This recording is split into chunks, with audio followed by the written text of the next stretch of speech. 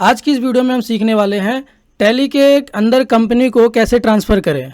एक कंप्यूटर के अंदर से दूसरे कंप्यूटर के अंदर अगर आपको डेटा ट्रांसफ़र करना है, जैसे मान लीजिए आपने इस लैपटॉप में काम कर रहे हैं और कंपनी आपने क्रिएट किया हुआ है, किसी वजह से आपको इस लैपटॉप से कंपनी को ट्रांसफ़र करना है दूसरे लैपटॉप में, तो कैसे करेंगे मैं आपको स्टेप बाय स्टेप बताता हूँ। चलिए फिर शुरू करते हैं। यहाँ आपको दिख रही होगी सिलेक्ट कंपनी। सेलेक्ट कंपनी पे क्लिक करने के बाद हमारे पास बहुत सारी कंपनी आ जाएगी।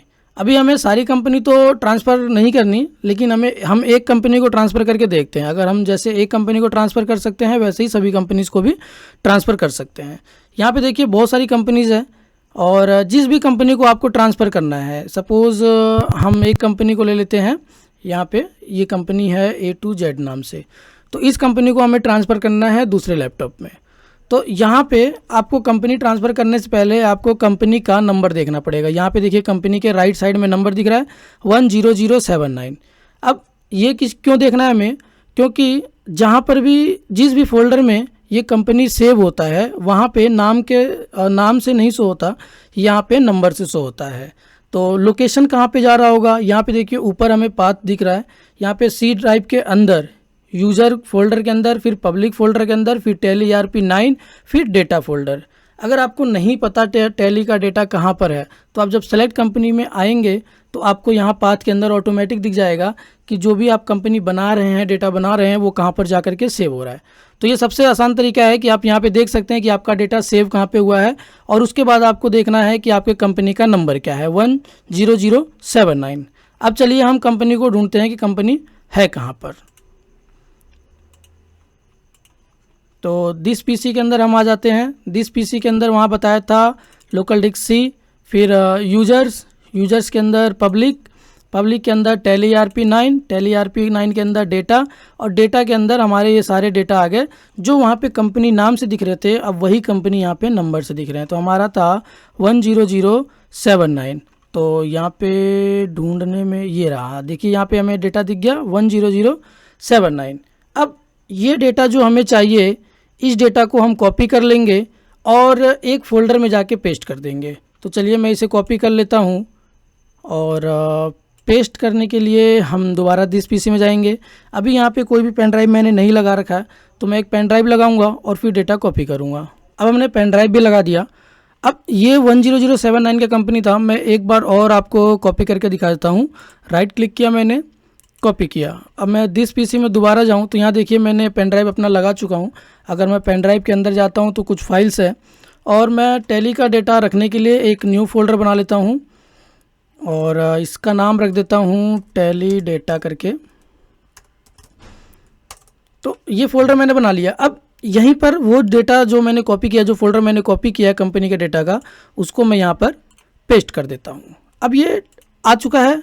अगर मैं आपको बैक करके दिखाऊं तो टैली डेटा के अंदर एक कंपनी आ चुका है 10079 नाम से। बस हमें एक ही कंपनी चाहिए था।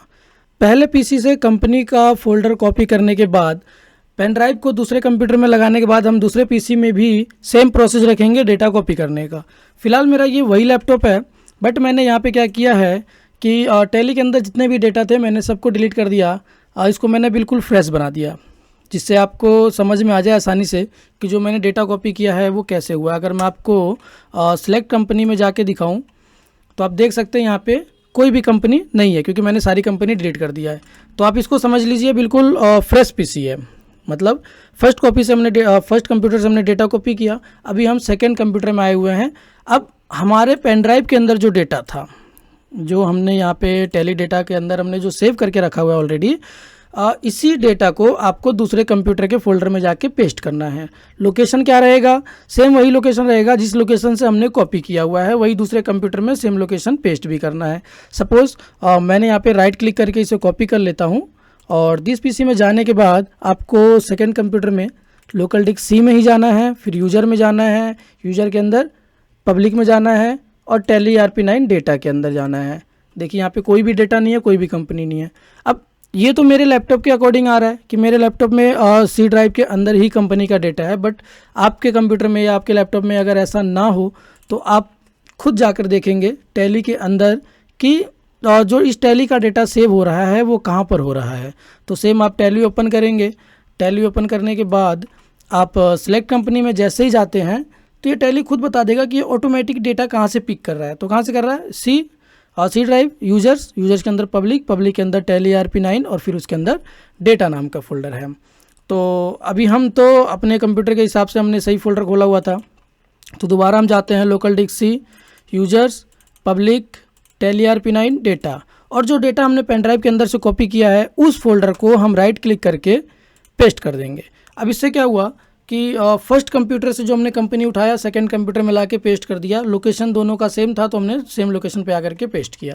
अब अगर हम टैली ओपन करते हैं तो आप देख सकते हैं कि कंपनी आती है कि नहीं आती है।